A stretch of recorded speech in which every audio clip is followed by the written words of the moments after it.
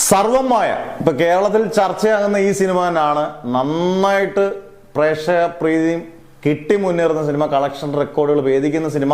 നിവിൻ പോളിയുടെ ആദ്യത്തെ 100 കോടിയാകുമോ? ഉറപ്പായിട്ട് നിങ്ങൾക്ക് കമന്റ് ബോക്സിൽ പറയാം. കാരണം 100 കോടി അടിക്കാനുള്ള വളരെയധികം ചാൻസ് ഉണ്ട് ഈ സിനിമ. കാരണം ഇന്നത്തോടുകൂടി ഏകദേശം 65-70 കോടിക്കും ഇടയിൽ ഈ സിനിമ കളക്ഷൻ വരികയാണ്.